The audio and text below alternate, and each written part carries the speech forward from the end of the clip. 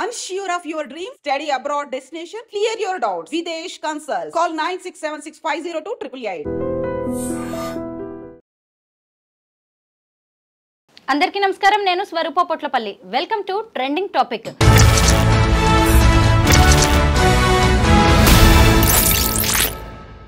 Pranay murder కేసులో నల్గొండ జిల్లా SC ST court తీర్పు చెప్పిన తర్వాత అమృత మీద విపరీతంగా ట్రోలింగ్ నడుస్తోంది. ఆమె ఎప్పుడో బ్యూటీ పార్లర్కి చిన్న గౌను వేసుకుని వెళ్లిన వీడియోను షేర్ చేస్తూ ఎవరి ఇష్టం వచ్చినట్టుగా వారు కామెంట్స్ చేస్తున్నారు. ఇలాంటి వాటి మీద చట్టపరంగా ఎలాంటి యాక్షన్ తీసుకోవచ్చు అనేది ప్రస్తుతం నాతో పాటు సీనియర్ అడ్వకేట్ సాయి కృష్ణ ఆజాద్ గారు ఉన్నారు. ఆయన్ని అడిగి తెలుసుకుందాం. సార్ నమస్తే. నమస్తే అండి. మీరు చూస్తున్నారు కదా, ప్రణయ్ మర్డర్ కేసులో ఒక మంచి జడ్జిమెంట్ అనేది అయితే వచ్చింది. వచ్చిన తర్వాత అమృత మీద టార్గెట్ చేయడం, ఆమె మీద కామెంట్స్ చేయడం, ట్రోల్స్ చేయడం అనేది విపరీతంగా పెరిగిపోయింది. ముఖ్యంగా ఆమె వీడియో ఒకటి షేర్ చేస్తున్నారు. మీరేమంటారు దీని మీద? అంటే ఆరోగ్యకరమైన విమర్శ ఎప్పుడు కూడా దాన్ని ఎవరు కూడా యాక్సెప్ట్ చేయొచ్చండి. దానికి మనం చేసేది ఏం లేదు.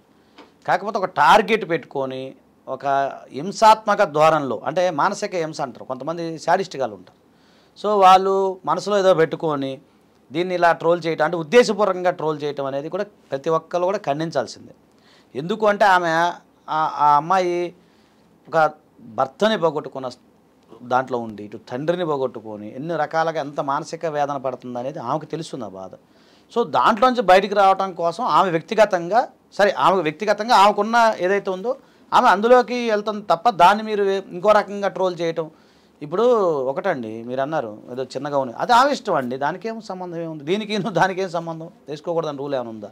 ఇప్పుడు ఆమె దాని యొక్క మైండ్ సెట్ని, ఇప్పుడు సడన్గా ఒక ప్రేమించిన భర్త అండి, సడన్గా కళ్ళ ముందు, ఇంకోటి మీకు అది ఏంటంటే ఆమెను చూడాల్సిన విషయం ఏంటంటే కళ్ళ ముందు కదా, మనం చూస్తున్నాం కదా వీడియోలో, నిద్ర నడుచుకుంటూ వెళ్తున్నారు, కళ్ళ ముందు జరిగినప్పుడు ఎంత హృదయం గట్టిగా ఉండాలండి, ఎంత స్ట్రాంగ్గా ఉండాలి, ఎంత స్ట్రాంగ్ మైండ్ కలిగి ఉండాలి ఆ టైంలో. ఆ ఘటన అసలు మనం మర్చిపోతాం మేడం. మన కొడుకు పిల్లలకు ఎవరికైనా చిన్న దెబ్బతలు కింద బయలు బ్లడ్ వస్తేనే మనం ఆ రోజు నిద్రపోం కామన్గా. లేదు రోడ్డు మీద ఒక యాక్సిడెంట్ మనం చూసామనుకోండి, ఆ రోజంతా నిద్ర రాదు. అలాంటి ఘటన కళ్ళ ముందు ప్రేమించిన భర్త, అందులో కాబోయే తండ్రి, ఆ టైంలో నేను చెప్పేది కాబోయే తండ్రి కళ్ళ ముందు చంపేస్తుంటే ఆమె ఎంత మానసిక ఒత్తిడికి గురయ్యేది ఒకసారి మనం ఆలోచించండి. అయితే అప్పుడు ఏడ్చిన ఏడుపు ఆమె జీవితాంతం ఏడవాలని కొందరు కోరుకుంటున్నారు. ఎందుకంటే ఇంత సంతోషంగా ఉండడం ఏంటి, అటు భర్తని ఇటువైపు తండ్రిని పొట్టను పెట్టుకొని అని కూడా కామెంట్స్ చేస్తున్నారు. అది కామెంట్ చేస్తారు ఏంటంటే ఆ విషయం నేను చెప్తాను, ఎక్స్ప్లెయిన్ చేస్తాను. ఇప్పుడు ఒక వ్యక్తి చనిపోయినప్పుడు మన కుటుంబంలో కూడా ప్రతి వ్యక్తి ఏదో సందర్భంలో ఎక్కడో చనిపోతూనే ఉంటారు. అంటే అమ్మమ్మో, నాయనమ్మో, బాబాయ్లో ఇట్లా అటాచ్మెంట్ ఉన్న వ్యక్తులు చనిపోతుంటారు. మన జీవితకాలం ఏడ్చుకుంటూ వాళ్ళ గురించి తలచి ఉంటామా? అలా ఉండదు కదండి. దాంట్లోంచి బయటికి రావడానికి ఒక్కొక్క మైండ్ ఒక్కొక్క ఎదుర్కొంటారు. ఇప్పుడు ఒక్కొక్క వ్యక్తి వాళ్ళ దాంట్లోంచి ఆ యొక్క విషాదం నుంచి బయటికి రావడం కోసం ఒక వ్యక్తి ఒక్కో రకంగా మారుతూ ఉంటాడు కదా. సో ఆ సందర్భంలో ఈమె దాన్ని మర్చిపోవడం కోసం ఆమెకు సొంతంగా ఆమెకంటూ ఒకటి నిర్మించుకున్నారు, ఒక సామ్రాజ్యాన్ని నిర్మించుకుని దాంట్లో ఆ పిల్లవాడితో బతుకుతూ ఉంది. అంతే తప్ప ఆమె వల్ల ఎవరికి నష్టం జరగలేదు కదా. పోనీ నష్టం జరిగిందా? పోనీ ఆమె ఎవరన్నా విమర్శించిందా? లేదా ఆమె ఏమైనా ట్రోలింగ్ ఎవరన్నా చేసిందా? అలా అని తెలియదు కదా. ఆమె జీవితంలో సామ్రాజ్యాన్ని ఆమె నిర్మించుకొని ఆమె మైండ్ సెట్లోంచి వచ్చేస్తుంది. ఆ మైండ్ సెట్లోంచి రాకుండా ఎంతసేపటికి అదే బాధలో ఉంటే సరే, ఇంకొక 10 years తర్వాత అయినా జరిగింది మళ్ళీ వెనక్కి వస్తుందా? రాదు కదా. సో ఇక్కడ మనం ఆలోచించాల్సింది ఏంటంటే సిగ్మండ్ ఫ్రాయిడ్ యొక్క మానసిక స్థితిలో మనం ఒకసారి ఆలోచిస్తే ఈ మానసిక శాస్త్రవేత్తలు అందరూ కూడా ఏంటి, ఆ సందర్భాన్ని బట్టి మనిషి మారుతూ ఉండాలి. మతిమరుపు అనేది మానవుడికి రావాలి. జరిగిపోయిన దాని గురించి తలుచుకొని కుమిలి బాధపడేది ఉండకూడదు ఎక్కడ. అది సహజం, అది ఎక్కడైనా జరుగుతుంది. ఇప్పుడు జీవితంలో ఇప్పుడు వీళ్ళు చెప్తున్నారు కదా, కామెంట్ చేసే ఎవరైతే మహానుభావులో మహాపొంగవులు ఎవరైతే ఉన్నారో, అది అమ్మాయినా అబ్బాయినా, వాళ్ళని ఒకసారి తలచి వాళ్ళు చూసుకుంటే వాళ్ళ జీవితంలో కూడా ఎన్నో లోపాలు ఉంటాయి, వాళ్ళకి ఎన్నో సమస్యలు వచ్చి ఉంటాయి. ఇదన్నీ ఏంటంటే వాళ్ళ మీద చూయించుకోవడానికి అవకాశాలు లేక ఇలా చూయించుకునే తప్ప ఒక మానసిక రోగులనే మనం ఆలోచించాలి తప్ప అలాంటి వాళ్ళు మనం మానసిక రోగులుగానే భావించాలి. మనం వాళ్ళని కన్సిడర్ చేస్తే ఎట్లా? ఒకటి. రెండోది, మీరు ట్రోలింగ్ చేయడం, సరదాగా నవ్వుకుంటాం, అది ఓకే. అది ఏ సందర్భంలో వస్తుంది? ఇప్పుడు మన ఈ మధ్య ఒక జంట గురించి ట్రోల్స్ బాగా నడుస్తూ ఉన్నాయి, మీరు కూడా ఇంటర్వ్యూ చేశారు, మేము కూడా చూసాం. అది క్యామింగ్ ఉంటుంది, సరదాగా పువ్వులు ఇచ్చుకుంటాం, రోజులు ఇచ్చుకుంటాం, ముద్దులు పెట్టుకుంటాం, అవన్నీ మనం చూసాం. అది సరదాగా అందరం కామెడీ చేసుకున్నాం, నేను కూడా నవ్వుకుంటాను, అది వేరే విషయం. ఇక్కడ ఒక ఇంట్లో విషాదం జరిగింది, ఒక ఇంటిలో విషాదం జరిగినప్పుడు ఆ విషాదానికి సంబంధించిన దాన్ని మీరు ఎట్లా సెలబ్రేట్ చేసుకుంటారు? అది మానసిక రోగం అవుతుంది కదా. సో అదొకటండి. సో ఇట్లా మానసిక రోగానికి సంబంధించిన వ్యక్తుల గురించి అసలు పడుచుకోపోవడమే బెటర్. లేదు అలా కాదు, పరిధి దాటింది అనుకోండి. మీరు అన్నట్టు మీరు మాట అన్నారు ఇందాక, ఒక పరిధి ఉంటుంది. ఇప్పుడు ఆరోగ్యకరంగా ఏదో ట్రోల్ చేసి అది ఓకే మనం తీసుకుంటాం, ఎందుకంటే మనకి రైట్ టు స్పీచ్ అనేది ఫ్రీడమ్ ఉంది కాబట్టి సరే మనం మాట్లాడతాం. కానీ అది అంతవరకు ఒక లిమిట్ అనేది ఉంటుంది.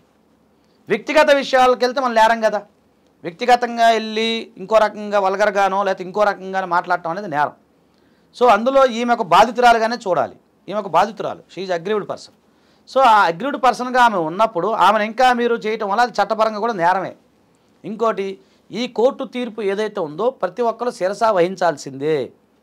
శిరసా వహించకుండా మళ్ళీ దాని మీద మీరు ఏమన్నా కామెంట్లు చేసినా, తర్వాత దాని గురించి మీరు ఏదైనా విమర్శలు చేసినా కూడా అది కంటెంప్ట్ ఆఫ్ కోర్టు కింద వస్తుంది. జ్యుడిషియల్గా మీరే ఇబ్బంది పడతారు.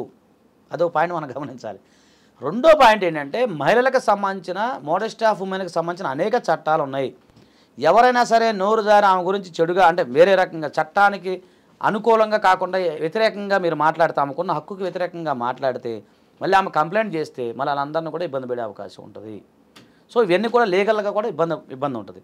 సో ఈ రకమైన ఇప్పుడు మీరు జడ్జిమెంట్ వచ్చింది, దానికి సంబంధించింది అది కోర్టు వారు చూసుకుంటారు, అది నడుస్తూ ఉంటుంది. సో ఆమె వ్యక్తిగత జీవితం ఆమె నడుస్తూ ఉంటుంది. ఇప్పుడు ఇంకో విషయం ఏంటంటే, హిందూ మ్యారేజ్ యాక్ట్ ప్రకారంగా ఒక వ్యక్తి వివాహం చేసుకోవాలి అంటే ఆ వ్యక్తికి సంబంధించిన బతికున్న భార్య కానీ భర్త కానీ ఉండకూడదు. అలాగే డైవర్స్ పొంది ఉండాలి. ఓకేనండి. సో అలాగే ఆమెకి గతంలో వివాహం అయ్యి ఉండకూడదు. ఇవి కొన్ని షరతులు ఉన్నాయి. ఇప్పుడు అంటే ఈమె గురించి నాకు సంబంధం లేదు, మామూలుగా చెప్తాను, హిందూ మ్యారేజ్ యాక్ట్ గురించి మాట్లాడతాను. ఒక భర్త చనిపోయిన ఒక స్త్రీ వివాహం చేసుకోకూడదండి? చేసుకోవచ్చు, చట్టంలోనే ఉంది కదా క్లియర్గా. చేసుకోవచ్చు కదా. నవ్వకూడదా? సంతోషంగా ఉండకూడదా? సొసైటీ డిసైడ్ చేస్తుందా? సొసైటీ డిసైడ్ చేస్తుందా? ఆమె జీవితం ఆమె వెళ్ళకూడదా? ఇప్పుడు ఎంతమంది చాలామంది సెలబ్రిటీల పేర్లు నాకు చెప్పకూడదు, మళ్ళీ నా మీద కేసులు వేస్తారు. మన కళ్ళ ముందే భర్త చనిపోతే వివాహం చేసుకున్నాం లేరా? చేసుకుంటూనే ఉన్నారు కదండి, ఈ మధ్య చూస్తూనే ఉన్నాం కదా మనం. అయ్యో, భర్త ఉండగానే చేసుకుంటున్నారు కదా. అది కాదు పెద్ద స్టోరీ అండి అది. మళ్ళీ మనం అక్కడికి వెళ్ళాలి. అదే భర్తగానే చేసుకున్నారుగా, మనం అట్లా లెక్కేసుకున్నా, భార్యను వదిలిపెట్టి ఇల్లు పెట్టి అది చేస్తూ ఉన్నారుగా, రొమాన్స్ చేస్తూనే ఉన్నారు కదా. అక్కడ ఎవరికి లేని బాధ ఏమకు పాపం. ఆమె ఒక్కడండి, కొంచెం ఆమె ఒక సగటు స్త్రీగా అప్పుడే చిన్న వయసు, సడన్గా భర్త చనిపోవటం, తర్వాత పిల్లగాడు కడుపులో ఉండటం, ఎంత హార్మోన్ ఇంబ్యాలెన్స్ ఉంటుందండి. మీరు ఆలోచించండి. అంటే మీరు నాకు తల్లిలాగా చెప్తున్నాను. ఒక మహిళ తల్లే ఆమె బిడ్డను కనేటప్పుడు ఇంత బాధపడుతుందండి. భర్త ఉండగా, నేను అనేది భర్త, అత్తమావులు, తల్లిదండ్రులు అందరూ ఉండగా ఒక మహిళ డెలివరీ అయిందంటే పునర్జన్మ. మరి ఈమెకి ఒకసారి మనం ఏమి కోణంలో ఆలోచిస్తే మీకు అక్కడ విషాదం, బాబు అంటే ఇప్పుడని మనకు బాబు తెలిసింది, ఆ టైంలో బాబు పాప తెలియదు, కానీ ఒక లోపల ఒక జీవి అనేది ఉంది. సో ఐదు నెలల జీవి, ఒక ప్రెగ్నెంట్ ఉమెన్, హార్మోన్ ఇంబ్యాలెన్సు, భర్త మరణం, కేసులు, కొట్లాట్లు, బాధలు, ఆమె లైఫ్ ఏమైందని ఒక బాధ, చింత, అది ఎంత మానసిక ఒత్తిడికి గురై ఉంటారో మీరు ఒకసారి గమనించండి. అంటే మీరు కదా, నేను అన్న కామెంట్ చేసే వాళ్ళకి మాట్లాడుతున్నాను, గమనించండి. ఆ టైంలో ఆమె దేవుడి దల చక్కగా ఒక మగ పిల్లవాడికి జన్మనివ్వటం, సరే ఆ బాబు మంచిగా ఆయురారోగ్యంతో సంతోషంగా ఉండటం, ఈమె దాంట్లోంచి బయటకు రావడానికి ఆ మైండ్ సెట్ని మార్చుకుంటుంది ఆమె. ఇప్పుడు మహాకవి కాళోజీ గారిని ఈ సందర్భంగా మనం చిన్న స్మరించుకుందాం మేడం. తెల్లారదు అనుకుంటాం నిరాశ, తెల్లారి అలాగే ఉండాలనుకుంటాం దురాశ, ఈ మంచి చెట్ల మధ్య ఉన్నదే జీవితం, అదే ఆశ. అంతే కదా మేడం, తప్పే ఉంది ఇప్పుడు ఆమె ఆశపడటం తప్పే ఉందండి. జరిగింది, గతం జరిగింది, చీకట్లు ఉన్నాయి, చీకట్లు తనుకొని ఇప్పుడు కొత్త జీవితాన్ని ప్రారంభిస్తుంది. నీకేంటి నొప్పి? మీ ఇంట్లో ఆడపిల్ల అయితే అట్లా చేస్తావా? లేదు మీకు సంబంధించిన వ్యక్తి అయితే అలా చేస్తారా? ఒక నీకే జరిగితే నువ్వు అలా చేస్తావా? మరి ఇంకా దాన్ని ఏమంటామండి మనం? మానసిక రోగులు అంటామా, లేకపోతే ఇంకా మీరు చెప్పాలి మీ భాషలో మీరు ఏమంటారు నాకు తెలియదు, కానీ నా భాషలో అయితే నేను చెప్తాను శాడిస్ట్ అని నేను అంటాను.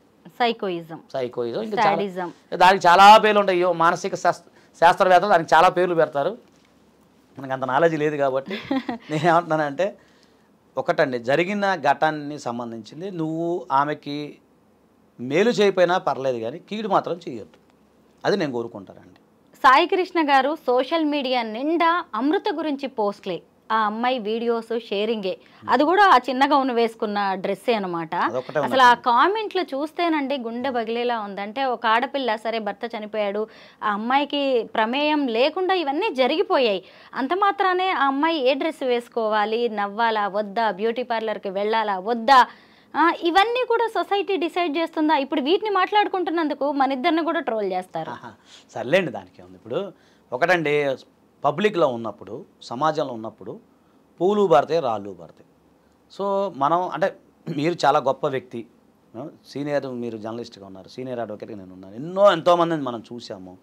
నాకు తెలిసి వీళ్ళంతా కూడా ఏంటంటే చిన్నపిల్లలు అయి ఉంటారు నేను అనుకుంటాం. ఏదో 2000 సంవత్సరంలో 1919 2000 బ్యాచ్లోనే ఉంటారు వాళ్ళు. ఇప్పుడు ఒక పెద్ద స్థాయి ఉన్న వ్యక్తులు 30+ అంటే నేను అందరూ అనట్లేదు, వాళ్ళు మెచ్యూర్డ్ మైండ్ ఉంటుంది, వీళ్ళకి కూడా మెచ్యూర్ మైండ్ ఉండదని నేను అన్నాం.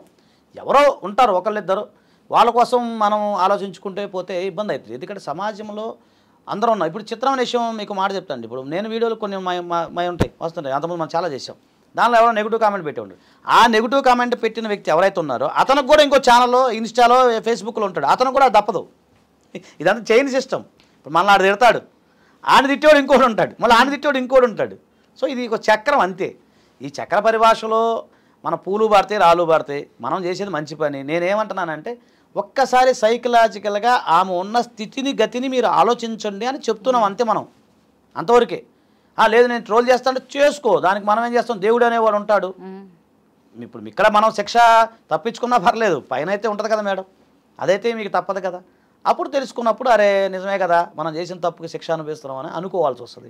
మన కళ్ళ ముందు ఏముంది మేడం, 100 గొడ్ల తిన రాబందు గాలివాడకు పోయినట్టు మన కళ్ళ ముందు ఎంతమంది పోలేదు మేడం, మీరు చూడలేదా, నేను చూడలేదా చెప్పండి. పెద్ద పెద్ద టక్కు టమార గజకారణ గోకర్ణ ఎంత మంత్ర విద్యలో వచ్చినోడే కళ్ళ ముందు చూసాం మనం, మన కళ్ళ ముందు. అంతకన్నా వీళ్ళు పెద్ద గొప్ప వాళ్ళు కాదు కదా మేడం, ఏమంటారు కదంట. అవును సాయి కృష్ణ గారు, ఇది అమృత ఒక్కరి సమస్యే కాదు, చాలా మంది సినీ సెలబ్రిటీస్ కావచ్చు, విఐపీలు కూడా ఇలాంటి ట్రోలింగ్ ని ఎదుర్కొంటూ ఉన్నారు. మరి ఈ విషయంలో చట్టం ఏం చెబుతోంది, ఎలాంటి యాక్షన్ తీసుకోవచ్చు ఈ ట్రోలర్స్ మీద? ఇప్పుడు మీకు ఒక ప్రముఖ, అంటే నేను గతంలో చెప్తాను, ఒక ప్రముఖ కుటుంబానికి సంబంధించిన ఒక కోడలు, నేను పేరు చెప్పకూడదు, మీరు అర్థం చేసుకున్న కోడలు, అది విడిపోయారు వాళ్ళిద్దరు. విడిపోయిన సందర్భంలో ఇట్లా ట్రోల్స్ అయితే మా కోర్టుకు వెళ్ళి స్టే తెచ్చుకున్నారు అన్ని యూట్యూబ్ ఛానల్స్ మీద. మీకు ఐడియా ఉంది, మనకు వచ్చింది. అవును. సో అలాగే ఇప్పుడు ఏదైనా ఉంటే కూడా ఈ ట్రోలర్స్ మీద వాళ్ళ మీద కంప్లైంట్ చేయొచ్చు. ఆనరబుల్ కోర్టులో పిటిషన్ ఒకటి వేసుకొని మిగతా ఏదైనా ఛానల్స్లోనో లేకపోతే ఇంకెక్కడ ఉన్నాయో ఉన్ని వాళ్ళకి నోటీసులు పంపిస్తే అది ఆటోమేటిక్గా డిలీట్ చేస్తారు. మేము ఒక కేసులో చేసాం మొన్న రీసెంట్గా, ఒక సంబంధించిన సెలబ్రిటీ కేసులో నెగిటివ్గా బాగా వచ్చినప్పుడు చేసాం. అలానే అందరినీ అదుపులోకి పెట్టగలుగుతామా లేదా అనేది మన పక్కన పెడితే ప్రజల్ని ఎడ్యుకేట్ చేయాలి, అవేర్నెస్ తీసుకురావాలి. ఇప్పుడు ఈమె ఉంది, ఇప్పుడు ఈమె వెళ్ళి పోలీస్ స్టేషన్లో కంప్లైంట్ ఇస్తుంది. అంతకుముందు కూడా ఇచ్చినట్టుంది ఆమె, ఎవరి మీద వచ్చిందా, గతంలో ఏదో ట్రోల్స్ జరిగింది నాకు వచ్చినట్టుందమ్మా. సరే కంప్లైంట్ ఇచ్చినప్పుడు అది సంబంధిత వల్గారిటీ ఉండి ఎక్కువగా మాట్లాడే వాళ్ళు ఎవరైతే ఉన్నారో వాళ్ళందరికీ కూడా నోటీసులు వెళ్తే వాళ్ళకి శిక్ష పడే అవకాశం ఉంటుంది.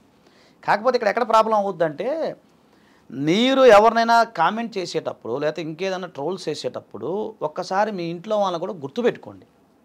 ఒకసారి వెనక్కి తిరిగి చూడండి, మీ ఫ్యామిలీ మెంబర్స్ ఎంతమంది ఉన్నారు, అందులో మీ వాళ్ళు ఎంతమంది ఉన్నారు. అది ఎందుకంటే ఆకాశాన్ని చూసి ఉమ్ము ఊస్తే ఆటోమేటిక్గా అది మీ మీదే పడుతుంది. ఇప్పుడు ఒక అమ్మాయినో లేకపోతే ఒక అబ్బాయినో లేదా ట్రోల్ చేస్తున్నావు, అకారణంగా ట్రోల్ చేయొద్దు. సరే సరదాగా ఇప్పుడు నేను మాట్లాడుతున్నాను, అంతకుముందు చాలామంది దాంట్లో వేరే ప్రోగ్రాంలో విజయవాడ అని ఒకటి నేను మాట్లాడాలి, దాంట్లో చాలా ట్రోల్స్ వచ్చింది, నేను పాజిటివ్గా తీసుకున్నాను, అది వేరే విషయం, అది తీసేయచ్చు. అలా కాదు, ఇక్కడ ఒక మనిషి ఆమె బాధలో ఉంది, ఒక కుటుంబంలో కుటుంబ పెద్దను పోగొట్టుకుంది, అంటే 2 పెద్దలు, ఇటు తండ్రిని పోగొట్టుకుంది, తల్లిని భర్తను పోగొట్టుకుంది. ఈ సందర్భంలో ఒక తల్లి దగ్గర ఒంటరిగా ఉంటుంది, ఒక చిన్న పిల్లవాడు తండ్రి. ఆమె యొక్క మానసిక స్థితిని బట్టి మీరు ఆలోచించమని నేను చెప్తున్నా, అంతే కదా మేడం. ఇప్పుడు నాలుగు మీద నువ్వు వేసిన బొరబాబని దులుపుకొని పోతాం, మామూలు పీకేది ఏం లేదు ఓపెన్ చెప్పాలంటే. సో దానివల్ల నీకు ఉపయోగం లేదు. కాకపోతే ఇలా ఒకసారి గమనించి ఒకసారి మీ ఇంట్లో వాళ్ళని వెనక్కి తిరిగి చూసుకొని వాళ్ళ పరిస్థితులు ఎట్లా ఉంటాయి, వాళ్ళ కుటుంబంలో జరిగిన పరిస్థితులు ఎలా ఉంటాయి, రేపొద్దున నీకు జరిగే పరిస్థితులు ఎలా ఉంటాయి, ఇవన్నీ కూడా గమనించమని నేను చెప్తాను తప్ప ఇప్పుడు మనం ఏదో నాకు వచ్చింది ఏదో సోషల్ మీడియా అని చెప్పి చేతిలో ఫోన్ ఉంది అది ఉందని చెప్పి టక్కన పెట్టేస్తావు, కాదని ఎవరు అనరు. అది నీకున్న హక్కు అని అనుకోవచ్చు, కానీ లీగల్గా నీకు ఇబ్బంది అయ్యే అవకాశం ఉంటుంది, మోరల్గా ఇబ్బంది అయ్యే అవకాశం ఉంటుంది. తర్వాత రేపు భవిష్యత్తులో నీకు అవి ఎదురు తిరిగే అవకాశాలు ఉంటాయి. ఎందుకంటే పాపం అనేది ఖచ్చితంగా తగులుతుంది, ఎదుటి వాళ్ళని హింస పెడితే అది తగులుతుంది కదా మేడం. అది నిజమే, మీరు అన్నది కరెక్టే. ఎవరినైనా విమర్శిస్తున్నప్పుడు, ట్రోలింగ్ చేస్తున్నప్పుడు మనం మన కుటుంబ సభ్యులను ఒకసారి కూడా యాక్చువల్లీ గుర్తు చూసుకోమంటాను చేసుకోవాలి. నేను. అమ్మ ఒక్క నిమిషం, ఒక్క మాట చెప్పి నేను క్లోజ్ చేద్దాం. నిన్న ఎవరో ఒక పాపకు చూశాను, ఆమె భలే పెట్టింది. ఏమనంటే ఏదో ఆమె కాయలు ఏదో పట్టుకుంటే ఆడేదో వెనక పెట్టాడు. అది 3 కాయలు కాదు 5 కాయలు అంటే ఆమె భలే చాలా స్పోర్టివ్గా పెట్టింది అమ్మాయి. చాలా సెల్యూట్ చెప్తున్నా, ఎవరో నాకు పెడితే వచ్చింది.